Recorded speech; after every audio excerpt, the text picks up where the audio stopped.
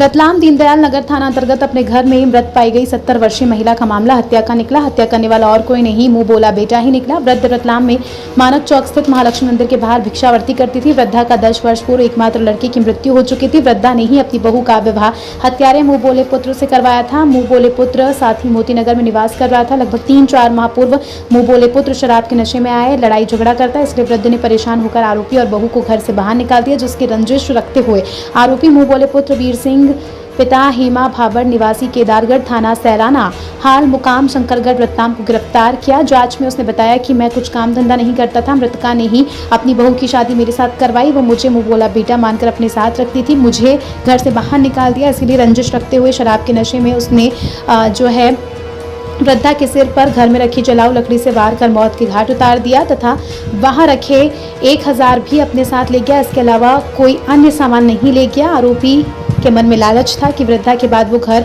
उसके नाम हो जाएगा, जिसको वो हड़प कर लेगा और बहू की संकल्पित कहीं भी नहीं प्राप्त हुई। इसीलिए केवल मुंह बोले पुत्र को न्यायिक डिमांड पर रखा गया। हत्या का निकला है। हत्या करने वाला मृतका की बहू का दूसरा पति निकला।